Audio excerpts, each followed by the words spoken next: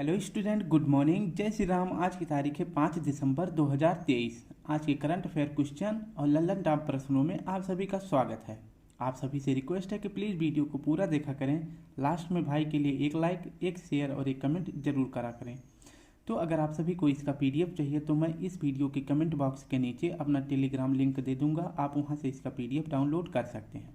एक बार मैं इसको पढ़ा दूंगा, एक बार आप उस PDF से पढ़ लेंगे तो आपको सारा कंटेंट याद हो जाएगा। तो आज की तारीख हो जाती है हमारा 5 दिसंबर। उससे संबंधित जो महत्वपूर्ण 10 क्वेश्चन हैं यह कुमार गौरव सर के करंट अफेयर से लिए गए हैं, जो कि इस प्रकार हैं। पहला प्रश्न हो जाता है हमारा, IDFC फर्स्ट और हुरन इंडिया की पहली भारत के शीर्ष 200 स्वनिर्मित उद्यमियों की सूची में शीर्ष स्थान किसे मिला है? तो इसका सही जवाब हो जाएगा ऑप्शन सी, राधाकृष्णन दमानी। इसकी व्याख्या देखते हैं।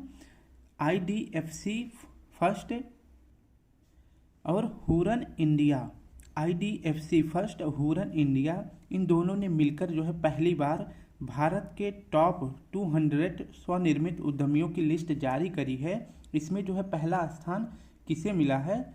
तो पहला स्थान मिला है राधाकृष्णन दमानी जी को, जो कि हेड हैं किसके? एवेन्यू सुपरमार्केट के हेड कौन है? तो ये राधाकृष्ण दमानी जी हैं।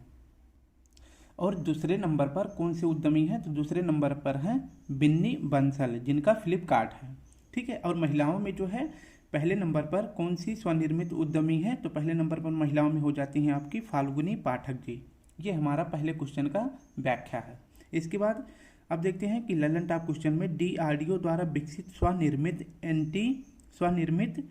स्वनिष्क्रिय एंटी टैंक माइंस कौन सा है? तो यह है विभव। तो DRDO द्वारा विकसित स्वनिष्क्रिय एंटी टैंक माइंस कौन सा है? यह है विभव। इसके बाद G77 प्लस चीन का शिखर सम्मेलन कहाँ पर हुआ है? तो यह है क्यूबा में। और क्यूबा की राजधानी का क्या नाम है? तो क्यूबा की राजधानी का नाम है हवाना। तो हमारे क्वेश्चन का पहले क्वेश्चन का सही जवाब हो जाएगा 200 स्वनिर्मित उद्यमियों की सूची में पहले स्थान किसे प्राप्त है? राधाकृष्णन दमानी जी को। नेक्स्ट प्रश्न है, पुराना संसद भवन का नाम क्या रखा गया है PM मोदी जी के द्वारा? तो पुराने संसद भवन का नाम रख दिया गया है संविधान सदन। और नया संविधान कब इसका उद्घाटन किया गया? तो नए संविधान का उद्घाटन किया गया 28 मई 2023 को। नेक्स्ट है हमारा, हाल ही में सेकंड प्रश्न है, हाल ही में भारत के किस देश से कच्चे तेल का फिर से आयात शुरू हो गया है? हाल ही में भारत के द्वारा किस देश से कच्चे तेल का फिर से शुरुआत हो गई है, आयात शुरू हो गया है? तो सही जवाब हो जाएगा आपका वेनेजुएला के द्वारा। ठीक है।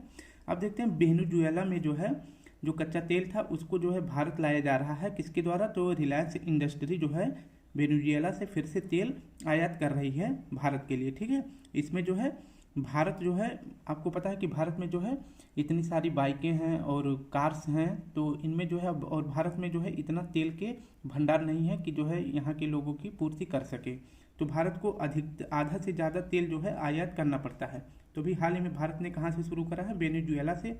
और भारत की जो मांग है तेल आपूर्ति की, तो यह जो है अपनी मांग के अनुसार 85% तेल को जो है ये बाहर से आयात करता है। ठीक है। अब नेक्स्ट देखते हैं कि जो ये कच्चे तेल का ऑर्गेनाइजेशन है इसका क्या नाम है? तो जो कच्चे तेल का आयात होता है, यानी कि जिन कंट्रियों के पास सबसे ज़्यादा तेल है उनका एक संगठन है जिसका क्या नाम है? ओपेक। ओपेक का फुल फॉर्म क्या होता है? तो organization of petroleum expert countries. इसकी स्थापना कब हुई थी? तो ओपेक की स्थापना हुई थी 1960 ईस्वी में। ओपेक का हेडक्वार्टर कहाँ है? वियना में। और वियना की राजधानी का नाम है ऑस्ट्रिया। ऑस्ट्रिया किस नदी के किनारे है? तो यह है डेनूब नदी के किनारे। नेक्स्ट हम देखते हैं आपका वेनेजुएला में, वेनेजुएला की राजधानी का क्या नाम है? तो वेनेजुएला का राजधानी का नाम है कराकेस। और यहाँ की मुद्रा का क्या नाम है? तो यहाँ की मुद्रा का नाम है बोलीवर। और यह जो है वेनेजुएला में कौन सी महत्वपूर्ण नदी है? तो मराइकाइबो नदी। मराइकाइबो नदी कहाँ पे है? तो यह वेनेजुएला में है। नेक्स्ट देखते हैं कि 41वां यूनेस्को विश्व धरोहर की स्थापना किसने करी थी? और इसके बाद जो है 41वां यूनेस्को विश्व धरोहर कौन सा है? तो यह है शांति निकेतन। और शांति निकेतन की स्थापना किसने करी थी? तो रविंद्रनाथ टैगोर जी ने। ठीक है। तो RNT ने शांति निकेतन की स्थापना करी है और इसी शांति निकेतन को 41वां विश्व धरोहर सूची में शामिल किया गया है। अब हम अपने तीसरे करंट अफेयर प्रश्न को देखते हैं। हाल ही में एंड्री राजो एलिना किस देश के नए राष्ट्रपति चुने गए हैं? तो सही जवाब हो जाएगा एंड्री राजो एलिना मेडागास्कर के नए राष्ट्रपति चुने गए हैं। इसकी व्याख्या देखते हैं। एंड्री राजो एलिना ये कहाँ के राष्ट्रपति चुने गए हैं? तीसरी बार चुने गए हैं मेडागास्कर के, ठीक है, मेडागास्कर के ये राष्ट्रपति चुने गए हैं। और जो है अब देखते हैं कि मेडागास्कर की लोकेशन क्या है। तो मैं अगर आपका ये अफ्रीका महाद्वीप बनाऊं, ठीक है, तो ये आपका हो जाता है कौन सा? अफ्रीका महाद्वीप, ठीक है। ऐसे करके फिर यहाँ से अपना भारत आ जाता है। तो अफ्रीका महाद्वीप में यहाँ पे जो द्वीप है इसे ही क्या कहते हैं? मेडागास्कर द्वीप, ठीक है, ये मेडागास्कर द्वीप हो जाता है।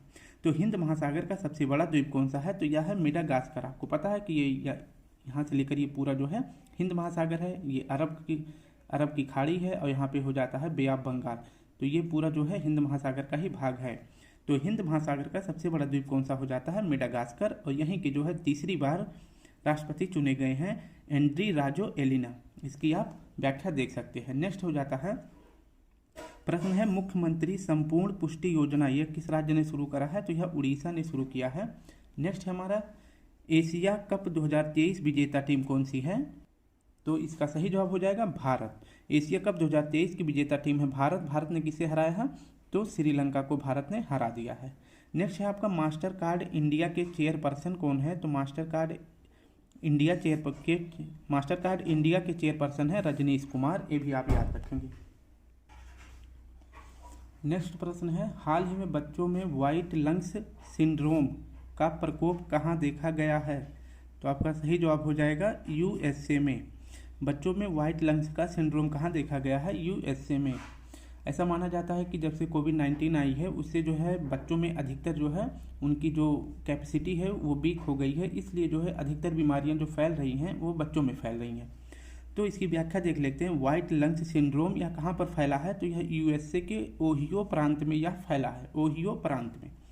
इसमें जो है व्हाइट लंग सिंड्रोम में क्या होता है कि बच्चों में जो रक्त संबंधी विकार उत्पन्न हो जाते हैं और बच्चों के जो फेफड़े हैं उसमें हवा और तलीय पदार्थ जमा हो जाते हैं, जिससे कि जब एक्सरे कराया जाता है तो वो फेफड़ा जो है सफ़ेद कलर का दिखाई देता है। इसलिए उसका नाम रख दिया गया है व्हाइट लंग सिंड्रोम, जो फैला है ओहियो प्रांत में। नाम याद रखना, अमेरिका की ओहियो प्रांत में। अब देखते हैं कि भारतीय वायुसेना को पहला C295MW परिवहन विमान मिला है। मतलब C295MB परिवहन विमान किस देश से भारत को मिला है? तो यह स्पेन से मिला है। एक जहाज जो है यह स्पेन से मिला है। बाकी के जहाज कहाँ पर बनाएंगे अहमदाबाद में, जो कि इसमें मदद करने वाली है टाटा कंपनी। तो स्पेन की कंपनी और टाटा कंपनी मिलकर अहमदाबाद में बाकी के जो जहाज है C295MB ये जहाज बनाएंगे अहमदाबाद में।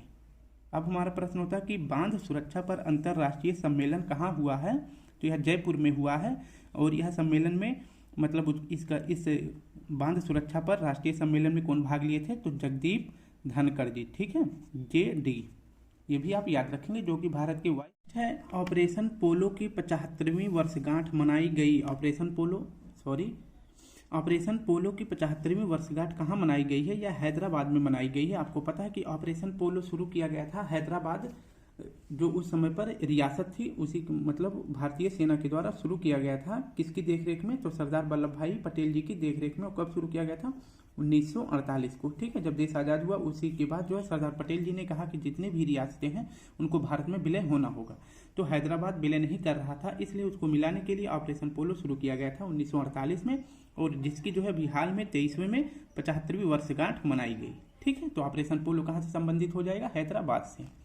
नेक्स्ट हमारा है विश्व की पहली क्लोन डॉली भेड़ को किसने बनाया और हाल ही में इनका निधन हो गया? तो इनका नाम है इयान बिलमुट ने विश्व की पहली डॉली भेड़ बनाई है, जो कि विश्व का पहला क्लोन हो जाता है, ठीक है। और इनका हाल ही में निधन हो गया है। पांचवा प्रश्न है गतिशील भूजल संसाधन मूल्यांकन रिपोर्ट 2023 के अनुसार सर्वाधिक भूजल वृद्धि वाला राज्य कौन सा है? तो सबसे ज्यादा भूजल वृद्धि वाला राज्य कौन सा है? तो आपका सही जवाब हो जाता है पश्चिम बंगाल। ऑप्शन भी सही हो जाता है। अब नेक्स्ट इसकी व्याख्या देखते हैं। व्याख्या गतिशील भूजल संसाधन मूल्यांकन रिपोर्ट 2023 यह जारी किया गया है। किसके द्वारा इसे जारी किया है? जल मंत्रालय द्वारा यह जारी किया गया है रिपोर्ट। और इसके जो है मुख्यमंत्री कौन है, तो जल मंत्रालय के मुख्यमंत्री हैं गजेंद्र शेखावत। और यह इस रिपोर्ट में बताया गया है कि सबसे ज़्यादा जो है जल वृद्धि वाला राज्य कहाँ है, तो यह पश्चिम बंगाल है और दूसरे नंबर पर जो है यह असम है। और यह रिपोर्ट अब की बार कितने नंबर की पेश की गई है, तो यह पेश की गई है 10वें नंबर की रिपोर्ट, ठीक है। और इसके बाद देखते हैं कि पहली बार, ये आपका सही जवाब हो जाएगा पश्चिम बंगाल। तो सर्वाधिक भूजल वृद्धि वाला राज्य कौन सा हो जाता है, पश्चिम बंगाल। अब हम जो लल्लन टॉप होते हैं उसको देखते हैं। पहली बार ट्रांसजेंडर प्राइड वॉक का आयोजन कहाँ किया गया, तो पहली बार ट्रांसजेंडर प्राइड वॉक का आयोजन लखनऊ में किया गया है। नेक्स्ट है, खाद्य और कृषि संगठन ने किसानों के अधिकारों पर पहली वैश्विक बैठक कहाँ करी है, तो यह इंडिया में किया गया है पहली बार, इसे आप याद रखेंगे। नेक्स्ट है आपका किलाउआ ज्वालामुखी कहाँ पर है, तो यह है यूएसए में। और इसे किलाउआ ज्वालामुखी अभी हाल ही में विस्फोट हुआ था, इसलिए आप याद रखेंगे। यूएसए के किस द्वीप पर है, तो यह हवाई द्वीप पर है। नेक्स्ट प्रश्न है हमारा 6वां, हाल ही में भारतीय नौसेना दिवस 2023 का आयोजन कहाँ किया गया है, तो भारतीय नौसेना दिवस का 2023 का आयोजन कहाँ किया गया है, तो आपका सही जवाब हो जाता है ऑप्शन बी, महाराष्ट्र में। इसकी व्याख्या देखते हैं। इंडियन नेवी डे कब मनाया जाता है, तो यह 4 दिसंबर को मनाया जाता है। 4 दिसंबर को ही क्यों मनाया जाता है, क्योंकि हमने 4 दिसंबर 1971 में ऑपरेशन त्रिशूल, जिसे ऑपरेशन ट्राइडेंट भी कहते हैं, इसे शुरू किया था। किसके खिलाफ, तो पाकिस्तान के खिलाफ शुरू किया था। और इसमें हमने पाकिस्तान को बहुत बुरी तरह से मारा पीटा था, ठीक है। तो इसलिए भारतीय नेवी द्वारा 4 दिसंबर को क्या मनाया जाता है, भारतीय नेवी द्वारा 4 दिसंबर को भारतीय नौसेना दिवस मनाया जाता है। अब हम देखते हैं कि इसे मनाया कहाँ गया है, तो यह मनाया गया है 2023 में सिंधुदुर्ग, महाराष्ट्र में। सिंधुदुर्ग पर ही क्यों मनाया गया, क्योंकि भारत की सबसे पावरफुल नेवी किसके पास थी, किस महाराजा के पास, तो छत्रपति शिवाजी के महाराज के द्वारा यह सिंधुदुर्ग जीता गया था। तो इसलिए इसी दुर्ग पर अब की बार भारतीय नौसेना दिवस मनाया गया है, ये भी आप याद रखेंगे। नेक्स्ट हमारा कि 8 अक्टूबर को क्या मनाया जाता है, तो 8 अक्टूबर को एयरफोर्स डे मनाया जाता है। 15 जनवरी को क्या मनाया जाता है, भारतीय आर्मी दिवस मनाया जाता है। साथ में याद रखेंगे कि भूटान में आयोजित साफ यानी SAFF साफ अंडर 16 चैंपियनशिप विजेता कौन है, तो यह भारत है। और किसे हराया था, बांग्लादेश को हराया था। हमारा 7वां प्रश्न हो जाता है, हाल ही में भारतीय वानिकी अनुसंधान और शिक्षा परिषद की पहली महिला निदेशक किसे नियुक्त किया गया है, तो आपको बताना है कि भारतीय वानिकी अनुसंधान और शिक्षा परिषद की पहली भारतीय महिला निदेशक किसे नियुक्त किया गया है, तो आपका सही जवाब हो जाएगा ऑप्शन सी, कंचन देवी को। अब इसकी व्याख्या देखते हैं। इसकी व्याख्या है कि कंचन देवी को भारतीय वानिकी अनुसंधान और शिक्षा परिषद की पहली महिला महानिदेशक नियुक्त किया गया है। तो भारतीय वानिकी अनुसंधान और शिक्षा परिषद को क्या कहते हैं, ICFRE। अब इसके बारे में देख लेते हैं। तो ICFRE इसकी स्थापना कब की गई थी, तो इसकी स्थापना की गई थी 1986 में। इसका हेडक्वार्टर कहाँ है, देहरादून में। और इसका एक्ट पूछे तो कौन सा है, तो ICFRE का एक्ट है 1860।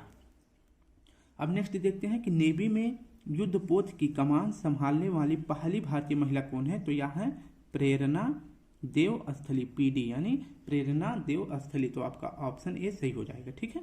लेकिन हमारे प्रश्न का सही जवाब होता है कंचन देवी। नेक्स्ट है हमारा 14वां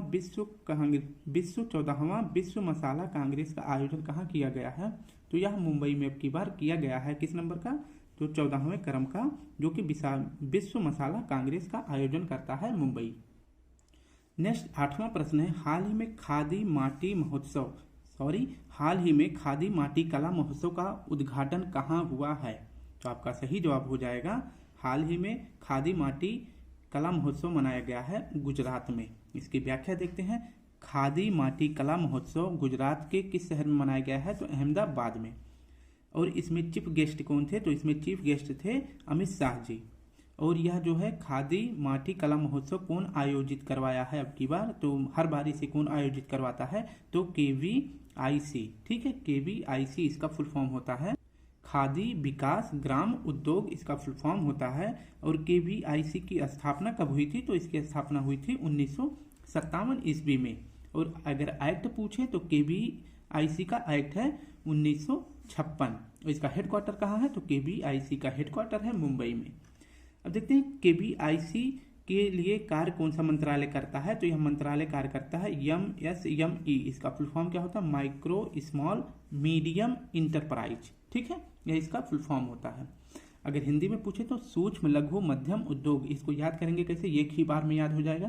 पहले सूक्ष्म, कोई चीज़ पहले सूक्ष्म होता है, ठीक है, फिर इसके बाद उससे थोड़ा बड़ा होगा यानी लघु होगा, और मध्यम थोड़ा और बड़ा हो जाता है, ठीक है। तो ऐसे याद करेंगे, सूक्ष्म लघु मध्यम उद्योग MSME का फुल फॉर्म होता है। वर्तमान में KVIC के हेड कौन है? तो यह है मनोज कुमार। हमारा नेक्स्ट हो जाता है ललन टॉप में, फिट एक्सपो इंडिया का आयोजन कहाँ किया गया है? तो यह आयोजन किया गया है कोलकाता में। नेक्स्ट है G20 का 21वां सदस्य देश कौन बना है? तो यह बना है AU यानी अफ्रीकन यूनियन। अब देखते हैं कि जो है G20 में, अब G20 में कितने देश हैं? तो G20 में 19 देश और 2 संगठन हैं। 2 संगठन में एक संगठन आपका AU हो जाता है और दूसरा EU हो जाता है, यानी एक हो जाएगा अफ्रीकन यूनियन, दूसरा हो जाएगा यूरोपियन यूनियन। AU की अगर हेड क्वार्टर पूछे कहाँ पे है, तो यह है अदिस अबाबा में, ठीक है, पूरा नहीं लिख रहे हैं, अदी से अदिस हो जाएगा अबाबा, ठीक है, जो कि इथोपिया की राजधानी है। अब नेक्स्ट देख लेते हैं, हाल ही में द हम्प द्वितीय विश्व युद्ध संग्रहालय का उद्घाटन कहाँ हुआ? तो हाल ही में द हम्प द्वितीय विश्व युद्ध संग्रहालय का उद्घाटन कहाँ किया गया है? तो अपने भारत के राज्य अरुणाचल प्रदेश में। इसकी व्याख्या देख लेते हैं, the hump second world war museum कहाँ पर बनाया गया है? यह अरुणाचल प्रदेश के किस जगह पर? पासी घाट पर, ठीक है। अब इसका जो है, इस म्यूजियम का उद्घाटन करने के लिए कौन कौन आए थे? तो जो अरुणाचल प्रदेश के CM है पेमा खांडू जी, और USA के जो भारतीय राजदूत हैं, मतलब जो अमेरिका के भारत में राजदूत हैं, उनका क्या नाम है? एरिक। तो एरिक और पेमा खांडू जी ने इसका उद्घाटन किया है। और हम्प का मतलब क्या होता है? हम्प का मतलब होता है एयर मार्ग। एयर मार्ग मतलब हवा में जो जहाज़ों के द्वारा जब उड़ाया जाता है तो उनका एक मार्ग होता है कि यहाँ से इस प्रकार की जहाज़ें उड़ेंगी, ठीक है। तो हम्प का मतलब हो जाता है एयर मार्ग। और सेकेंड वर्ल्ड वार के टाइम पर जापान को हराने के लिए इसी हम्प मार्ग का, मतलब एयर मार्ग का प्रयोग किया गया था। तो अब जो है, तो उससे जो है मतलब क्या हो जाता है भारत में? तो इसीलिए द हम्प द्वितीय विश्व युद्ध में जो भी सैनिक, जो भारतीय सैनिक, जो मतलब किस प्रकार के सैनिक, जो एयर अटैक में जो सैनिक मारे गए थे मित्र देश के, उनके लिए ही यह संग्रहालय बनाया गया है। ये आप याद रखेंगे, ठीक है। तो हमारा सही जवाब हो जाएगा अरुणाचल प्रदेश में द हम्प द्वितीय विश्व युद्ध में जो एयरफोर्स के जो मित्र देश के सैनिक शहीद हुए थे, उनके द्वारा जो है संग्रहालय बनाया गया है अरुणाचल प्रदेश में। अब देखते हैं नामदफा नेशनल पार्क कहाँ पर है? यह अरुणाचल प्रदेश में है। इसके बाद पाक्के टाइगर रिजर्व कहाँ है? यह भी अरुणाचल प्रदेश में है। नामचा भरवा पर्वत कहाँ पर है? यह भी अरुणाचल प्रदेश में है। मिसमी और मोनपा जनजाति कहाँ है? यह भी अरुणाचल प्रदेश में है, ठीक है। तो इतना पॉइंट अरुणाचल प्रदेश से याद रखेंगे। अब हम देखते हैं, अगर आपको एक पॉइंट बता दें कि नामचा पर्वत जो है यह हिमालय पर्वत का सबसे पूर्वी पर्वत है। तो हिमालय पर्वत का सबसे पूर्वी पर्वत कौन सा है? तो यह नामचा पर्वत है, ठीक है। अब देखते हैं, हाल ही में भारतीय जनता पार्टी ने किस राज्य में पूर्ण बहुमत हासिल किया है? तो मध्य प्रदेश, छत्तीसगढ़, राजस्थान, उपर्युक्त सभी। तो इन 3 राज्यों में भारतीय जनता पार्टी ने बहुमत प्राप्त कर लिया है। अब देखते हैं इसकी व्याख्या कि 5 राज्य में अभी हाल ही में इलेक्शन करवाया गया है। किसके द्वारा? इलेक्शन कमीशन ऑफ इंडिया के द्वारा, ठीक है। तो ECI ने अभी हाल ही में 5 राज्यों में चुनाव करवाए हैं, जिनमें से 3 राज्यों में भारतीय जनता पार्टी ने पूर्ण बहुमत हासिल करा है। कौन कौन से राज्य हैं? पहले देखते हैं कि 5 राज्य कौन कौन से जिनमें चुनाव हुए हैं। तो पहला हो जाता है आपका राजस्थान, दूसरा मध्य प्रदेश, तीसरा छत्तीसगढ़, चौथा तेलंगाना और 5वां मिजोरम। तो इनमें जो है सीटें कितनी थी? तो राजस्थान में 200 सीट थी, मध्य प्रदेश में 230, छत्तीसगढ़ में 90, तेलंगाना में 119 और इसके बाद मिजोरम में 40 सीट थी। तो इसमें इस प्रकार से सीटें थी, जिसमें जो है बीजेपी का सरकार किस किस राज्य में बना है? राजस्थान में, मध्य प्रदेश में और छत्तीसगढ़ में। इन 3 राज्य में जो है बीजेपी की सरकार बन गई है।